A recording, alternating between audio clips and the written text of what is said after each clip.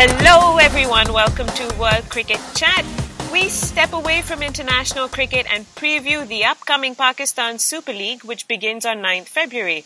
I'm Shruti Chopra, and today I'll be the one asking our analyst Suneer Chowdhary questions on the league. Hey Suneer.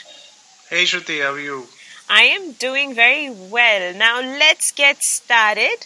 Straight into the Karachi Kings. I know you spoke of their side as one of the front runners in this edition. Why do you reckon that would be the case? So I'll get to that in a bit, but two things surprised me about the Karachi Kings this season, and neither is to do with the squad or the franchisee itself. One, I really wonder why would Lahore Qalandars want to give away Chris Gayle during the PSL draft and not retain him, thereby allowing the Kings to go for him. And secondly, the bookmakers across the globe have the Kings down as the least favourite to win the title, or at least at this stage of the tournament, before the tournament. They have them at number 5, which is something I find hard to believe. A team that has Chris Gayle, Kumar Sangakkara and Mahela Jayawardene, Sangakkara as the captain obviously, among those from overseas, lest I forget the man of the tournament from the inaugural edition of PSL, Ravi Bopara, who finished with second highest number of runs and the 6th highest number of wickets last season. Look, I understand the Sangakkara did not have a great Big Bash League season, but those were different kind of pitches, and he should be more at home in UAE where the surfaces will be slower, and which is why I think he should be amongst the runs as well, and which is again why I think that Karachi Kings being the least favourite really is surprising. Well, and Suneer, their domestic talent looks like it's brimming too, right?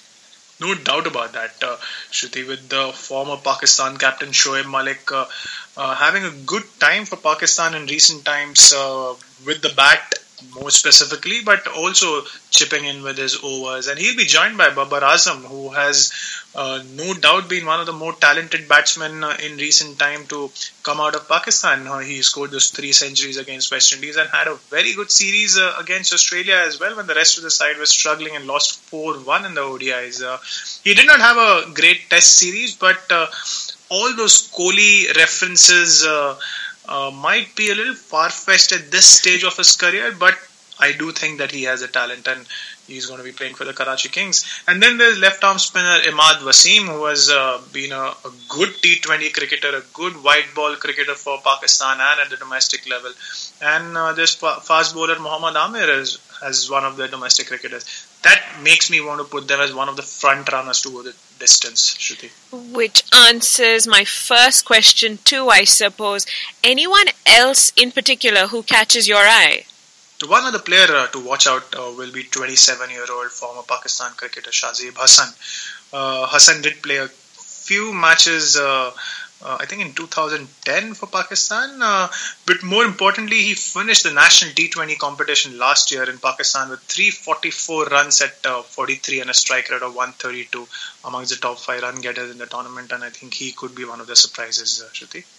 Great, so that's it for Karachi Kings. Let's get straight on to Lahore Qalandars. What are your first impressions about their side?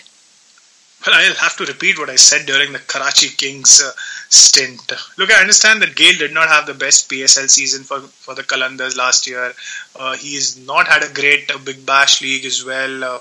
The previous season, he did not play this season. The previous season did not have a great Big Bash League.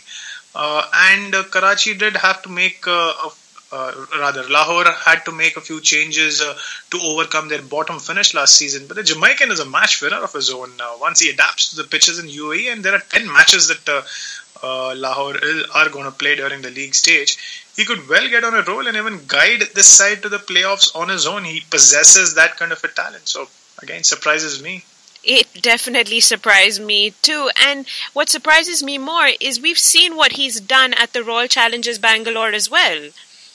Well, we all have. And interestingly, Gayle wasn't picked through the auction in 2009. The first year that he played in the IPL, he wasn't picked in the auction. He just came as a replacement cricketer, and the rest, as they say, is history. I think Lahore might have missed that chance of making history, Shruti. I didn't realize that he was a replacement cricketer. But without Gayle around, do you still have the kind of firepower needed in such a tournament? Well, that is not to say that Qalandars are not short of star power. as they do have Brendan McCullum leading the way for them. And we all saw what he did during the Big Bash League, guiding his Brisbane Heat side to the semi-finals, and probably could have won the semi-finals as well. But what he'll really need is a lot of support from the likes of Jason Roy, the England opener, and Umar Akmal in the batting department, and Sohail Tanveer and Sunil Narayan with the ball. Look, Roy has shown what he's capable of on flat surfaces, but what will be interesting to see is how he goes on the slower UAE pitches, something that he might not be very used to.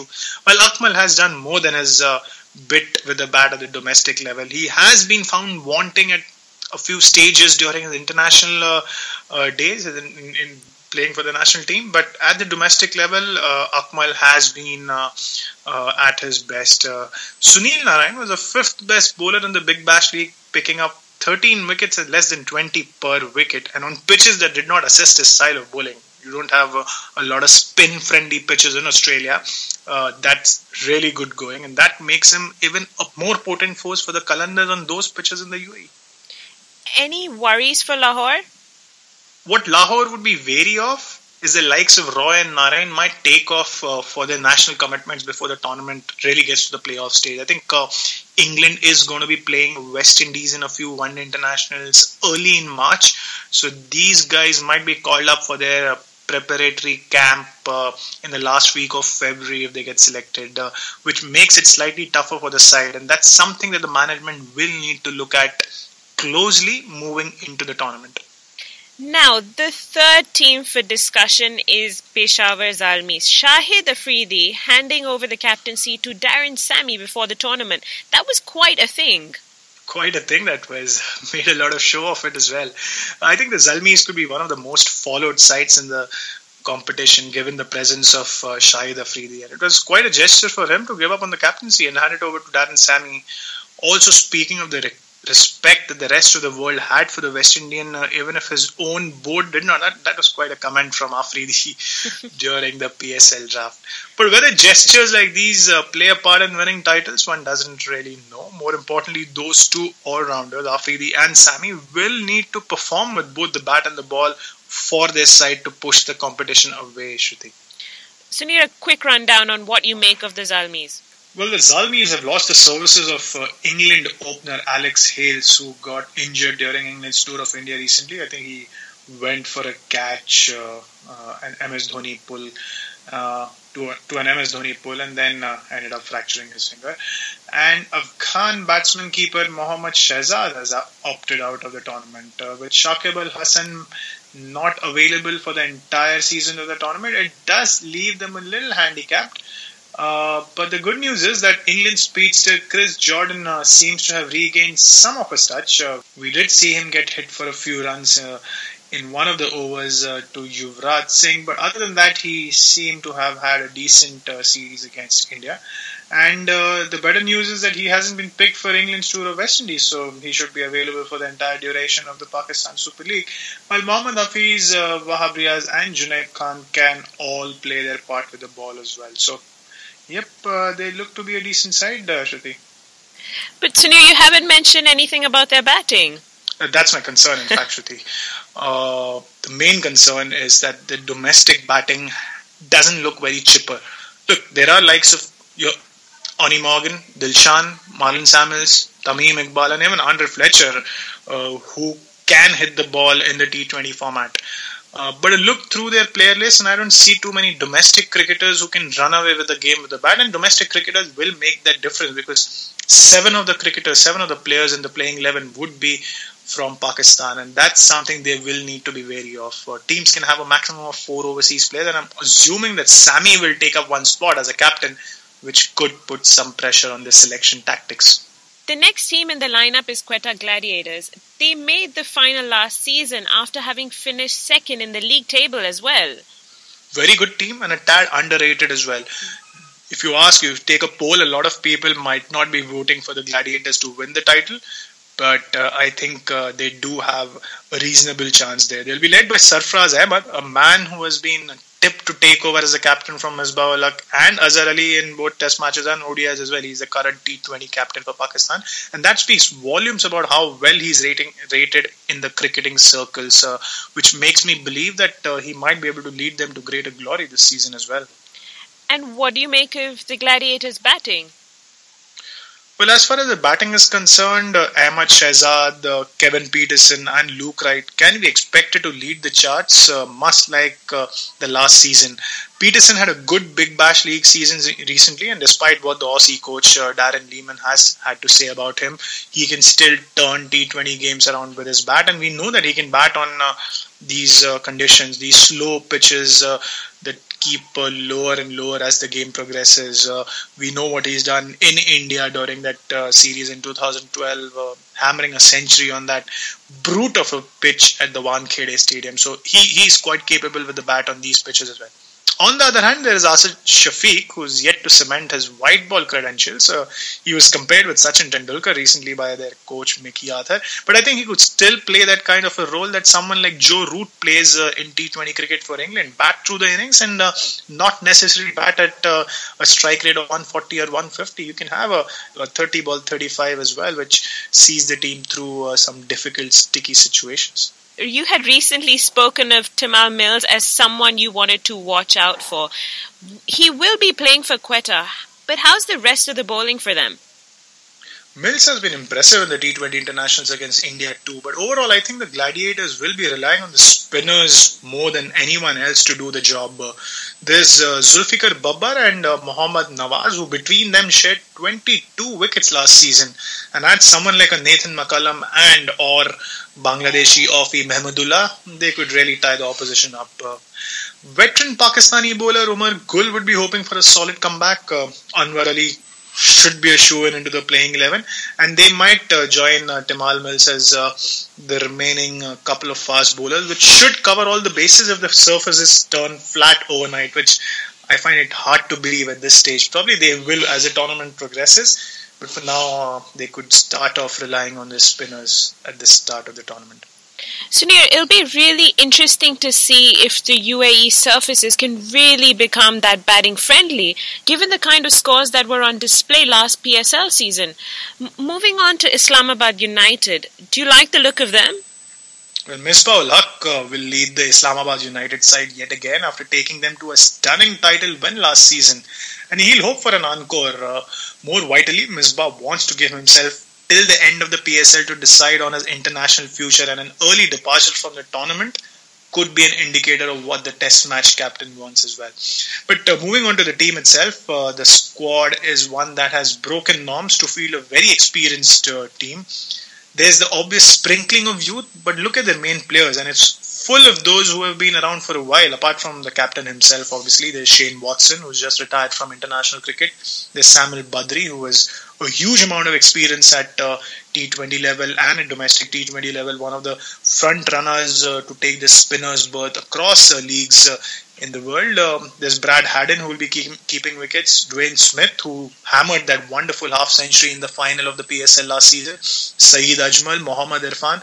And there was supposed to be Andre Russell, who himself has played more than 200 T20 games in his career. The big news, obviously, is that Russell has been awarded a 1-year ban for a doping code violation, so that might hit their chances a little bit. Oh gosh, yes, that was quite a shocker. And they have brought in Stephen Finn, I hear. Well, yeah, they would have liked someone like a Ben Stokes or even a Mitchell Johnson, but I'm not sure either of them were available to play in this tournament. There were other likes of Albie Mockle, Jason Holder, Wayne Parnell, all of whom could have been called a like-for-like replacement for Andre Russell, given that he's a bowler who can bat and a batsman who can bowl at that number 6, number 7 position, can hit the long ball. But none of them are in the same T20 class as Russell, despite doing a job. Finn is an interesting choice. He's quite a bunny as a batsman and last played for England in August 2015 in the T20 format.